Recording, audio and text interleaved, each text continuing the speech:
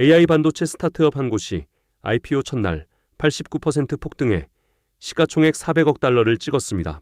첫째, 세레브라스가 400억 달러 가격표를 받으며 엔비디아 독점에 처음 균열이 매겨졌습니다. 둘째, 리처드 소처가 6억 5천만 달러로 스스로 리서치하는 자율 AI를 출범시켰습니다. 셋째, 코슬라가 AI 회계 스타트업에 1,000만 달러를 베팅하며 공인회계사 100% 대체를 선언했습니다. 이 세 흐름이 한 자본 사이클의 다른 층이라는 점 지금부터 풀어드립니다. AI 반도체 스타트업 세레브레스 시스템즈가 55억 달러 규모의 IPO를 완료했습니다. 상장 첫날 주가는 89%에서 108% 사이로 폭등했고 시가총액은 약 400억 달러를 기록했습니다. 8개월 전 사적 라운드 평가액 80억 달러 대비 정확히 5배 상회한 숫자입니다. 이 사건이 시장에 던지는 의미는 분명합니다. 엔비디아가 AI 가속기 시장을 90% 가깝게 독점해온 구도에 처음으로 가격이 매겨진 균열이라는 것. 월가는 이번 IPO를 그렇게 받아들이고 있습니다. 2026년 최대 규모 AI 기업 상장이라는 기록도 의미가 크지만 진짜 무게는 오픈AI와 스페이스X 같은 후속 대형 AI IPO의 가격 발견, 리트머스 역할을 했다는 점입니다. 기술적 차별점은 웨이퍼 스케일 엔진 구조입니다.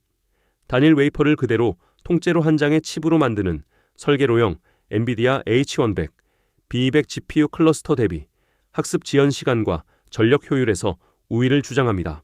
애널리스트는 이 구조가 자리 잡을 경우 AI 학습 비용 곡선이 한 자릿수 % 단위로 재배열될 가능성을 거론합니다.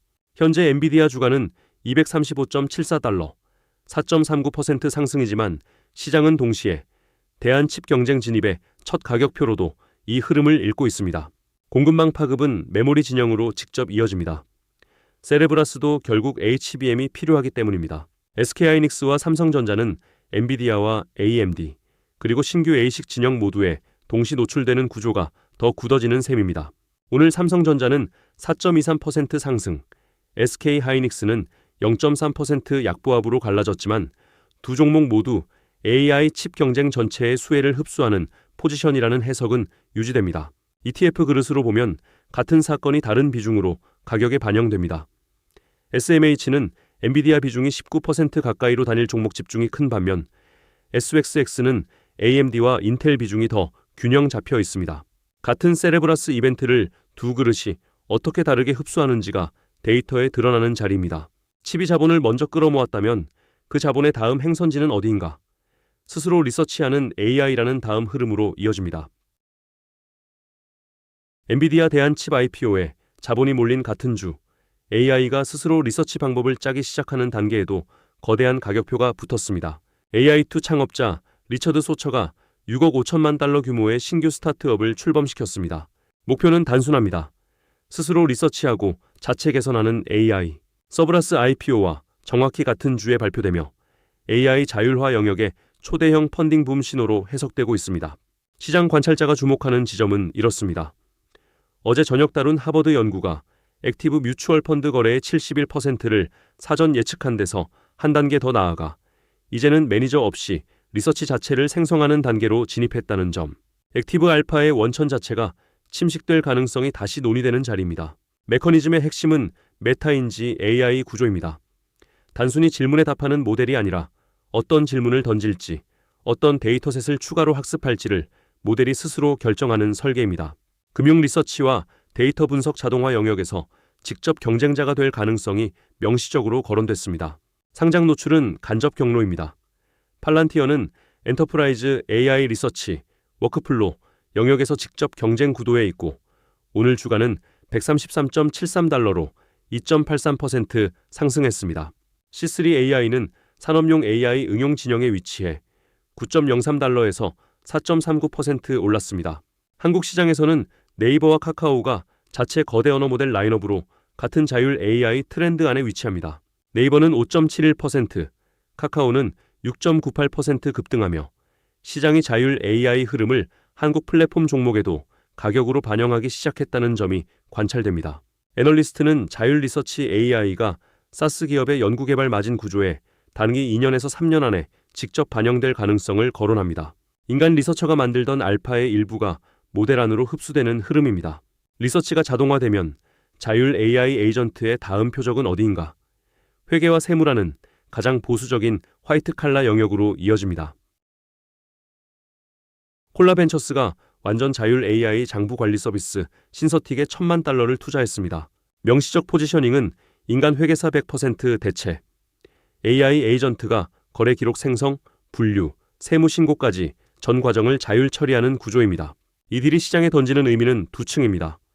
첫째는 TAM, 글로벌 수천만 개 중소사업체가 대상이고 인투이트의 퀵북스와 터보텍스 영역, 그리고 워크데이의 백오피스 자동화 영역에 정면으로 부딪힙니다.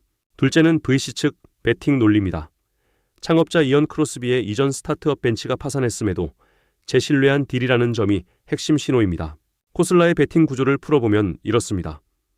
AI 자율 회계는 단일 시도가 실패해도 두 번째 시도가 더 비싸진다. 그 가격이 $10,000,000라는 의미입니다. 벤치 파산은 시장 부재가 아니라 타이밍 부재였다는 해석, 그리고 AI 에이전트 성능이 임계점을 넘어서면서 같은 시장이 다시 열렸다는 해석이 동시에 깔려 있습니다. 상장 노출 측면에서는 인투이트가 오늘 $378.29에서 1.77% 상승, 워크데이가 $118.75에서 1.93% 상승으로 마무리됐습니다. 시장은 자율 AI 회계 경쟁 진입이 두 사스 거인의 가격 결정력에 어느 시점부터 압박을 줄지를 분기별 데이터로 재평가하기 시작했습니다. 한국에서는 더존 비즈온이 0.76% 상승한 12만 원, 한글과 컴퓨터가 1.87% 오른 2150원에서 거래되며 회계 사스 시장이 유사 자율 AI 압력에 직접 노출되는 구조가 형성되고 있습니다. 애널리스트는 회계 사스 기업의 가격 결정력이 자율 AI 대체 비율에 따라 분기별로 재평가될 가능성을 거론합니다. 이전에는 수년 단위의 천천한 잠식이었다면 이제는 분기 단위 재평가 시계로 압축되고 있다는 해석입니다. 오늘 세 딜이 한 사이클의 세 층이라면 어제 저녁 다룬 두 주제는 그 사이클의 어느 면에 위치할까요? 다음 뉴스에서 묶어드립니다. 어제 저녁 다뤘던 두 가지 흐름을 오늘 아침 자본 사이클 맥락에서 다시 정리해드립니다. 첫째는 하버드 주도 연구팀의 정량 증명입니다. AI 모델이 액티브 뮤추얼 펀드의 트레이딩 결정을 71%까지 사전 예측한 결과로 무작위 기준 50%, 인간 분석가 추정 55%에서 60% 모두를 상회하는 수치입니다. 시장이 이 결과를 받아들이는 방식은 분명했습니다. 액티브 알파의 학술 가격표라는 것, 블랙록과 티로 프라이스 같은 자산운용사의 운용보수 압박 논의가 다시 살아나는 자리입니다. 둘째는 미국 메디케어가 AI 기여 의료 서비스에 결제 코드를 신설한 사건입니다. 연간 $1조 규모의 공공의료 예산이 AI 진단 스타트업의 청구 통로로 직접 열린 정책 변곡점입니다. 템퍼스 AI와 인투이티브 서지컬이 1차 수혜 후보로 거론됐고 한국 루닛은 미국 임상 통로 확대 시 간접 호재로 분류됩니다.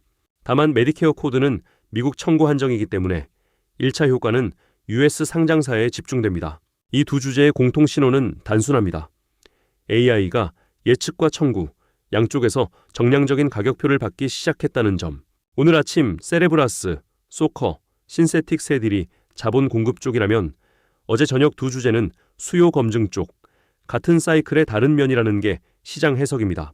칩이 깔리고 자율 AI가 리서치하고 회계까지 흡수하는 동안 그 AI의 성과가 학술과 정책 양쪽에서 정량 검증을 받기 시작한 것입니다. 내 뉴스를 한 그림으로 묶는 자리, 이제 종합으로 이어집니다. 오늘 내 뉴스를 한 줄로 압축하면 이렇습니다. 세레브라스는 칩, 소천은 리서치, 신세틱은 회계, 하버드와 메디케어는 예측과 청구의 가격표, AI 자본 사이클이 인프라, 인지, 실행, 검증, 네 층에서 동시에 가격을 받기 시작한 한 주입니다. 시장이 다음에 묻는 지표는 셋입니다. 첫째, 세레브라스 락업 해제 시점의 가격 발견, 엔비디아 독점 균열의 지속성이 처음 시험되는 자리. 둘째, 자율 리서치, AI의 첫 운용 성과, 공개 시점, 메타인지 모델이 실제 데이터로 검증되는 분기. 셋째, 메디케어 AI 코드의 분기별 청구 데이터, 정책 변곡점이 실수요로 전환되는 속도. 이 세 지표가 AI 인프라, 사스, 헬스케어 섹터 밸류에이션의 다음 재배열 트리거가 될 것이라는 게 분석가의 관찰축입니다. 자본 사이클이 네 층에서 동시에 움직이기 시작한 첫 주.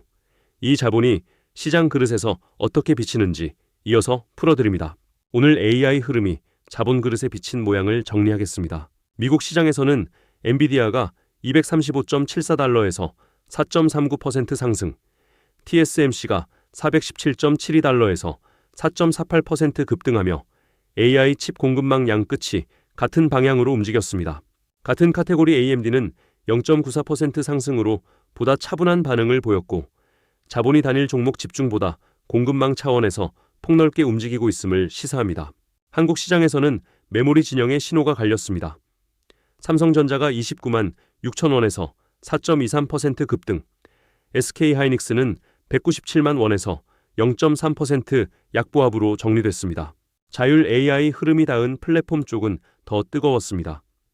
네이버는 5.71%, 카카오는 6.98% 급등하며 자율 리서치 AI 흐름이 한국 거대 언어 모델 종목으로 빠르게 가격 반영되는 모습이 관찰됩니다. 이 자본 흐름이 시장에 제기하는 질문은 무엇일까요? 다음 분기 엔비디아 실적 발표에서 가이던스 톤이 어떻게 나오느냐가 AI 칩 자본 동조성이 유지될지를 가르는 변곡점이 될 수 있습니다.